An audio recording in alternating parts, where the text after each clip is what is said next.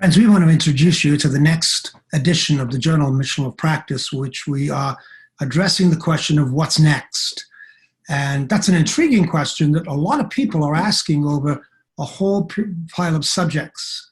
But the reason we're asking this question is because there's a growing sense that what's happening is an unraveling of the dominant stories that have shaped us in the West over the last 100 years or more. And this unraveling is creating a new space for us to look at what missional life means, what mission to the life to the West is about, and addressing the question of how we engage the gospel's life and Christian life in this new context with a new confidence. So what's next is what the issue is about.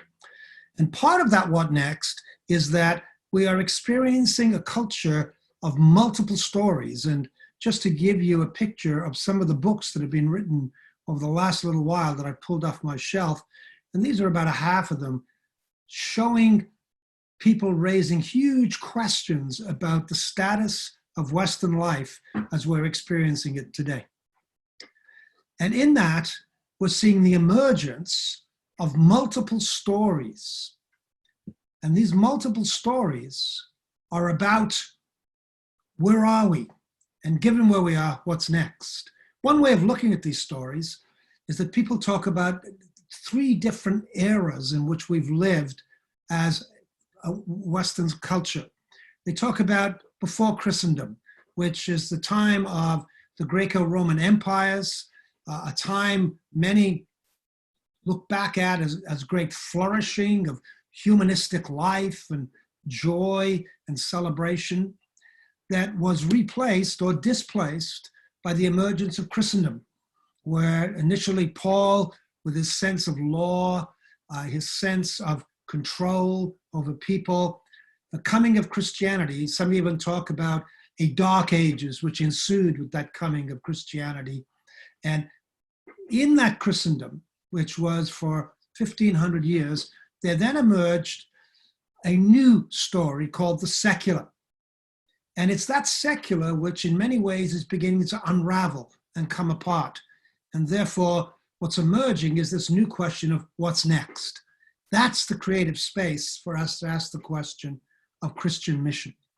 But this, what's next, has to be addressed in the context of myths that have shaped us in our modern period.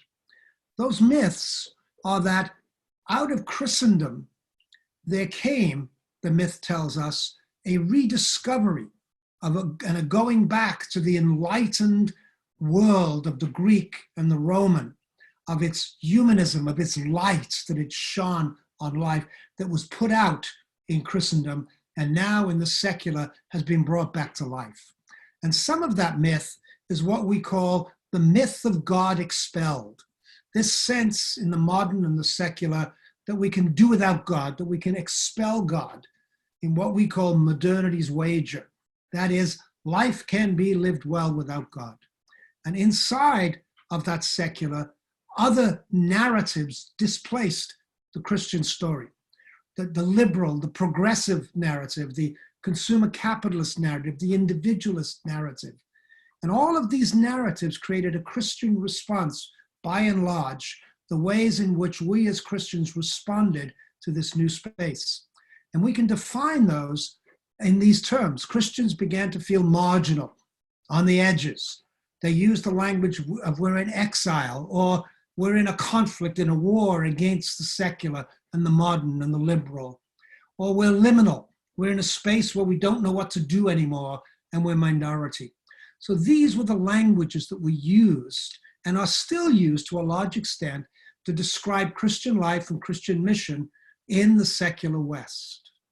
So mission in the West has for a long time been defined by these characteristics of exile, marginal living, minority living, and struggle.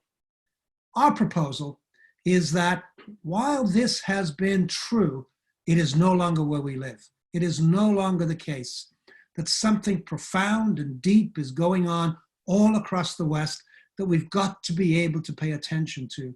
And what's going on is a growing sense that this modern, secular, liberal, capitalist world simply no longer has the capacity to address the challenges that are now before us. And so, this liberal secular story is unraveling. And in its unraveling, there's an increasing sense that we are losing control and are not able to address the challenges of being together, of finances, of social life, of both, and of the environmental crises that we face. That's the space where we now find ourselves. And in this space, people are raising the question now of what's next?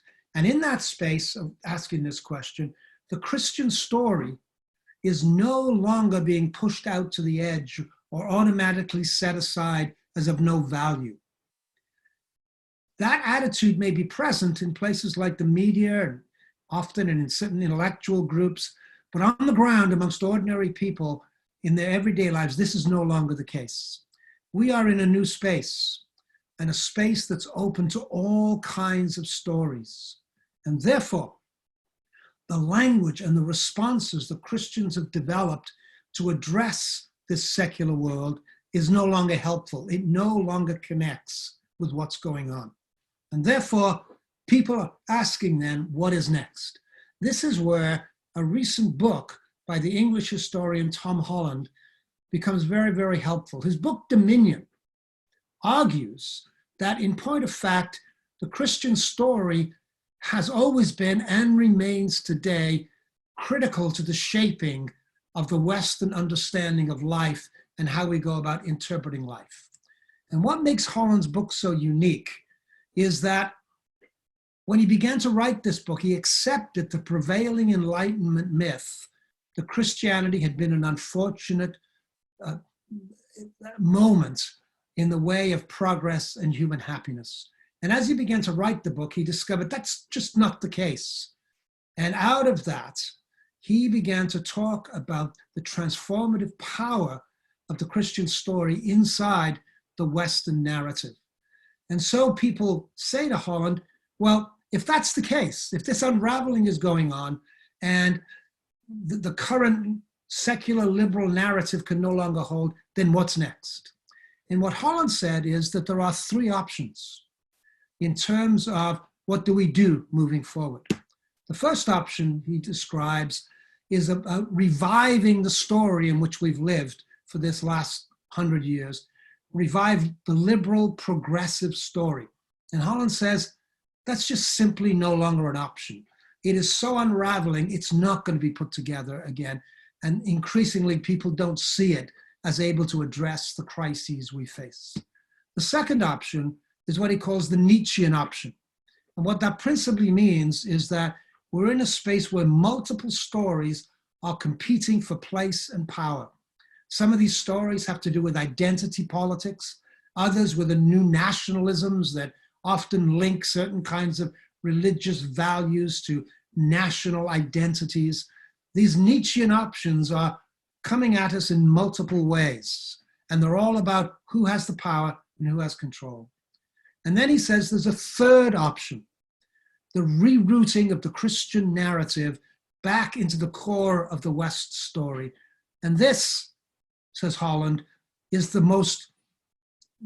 best option for us to look at. And it's that return that gives us as God's people this new space and this new opportunity. And therefore, in the journal, in the coming weeks and months, we want to explore in the context of this new space, three themes. The first theme is how do we discern the place of the church in this new space in retrospect? And what we mean by retrospect, instead of beginning with the stories of this is what the church is about and this is what we do, rather than that, we begin with what's happening on the ground by listening. And this is the second thing we want to look at. How do we listen and be with and attend to and dwell with other people in our neighborhoods and communities and listen across difference to hear what God is up to? Which leads to the third theme we want to explore is how as God's people do we participate in seeking the common good of where God is seeking to remake and recreate the social life of the West.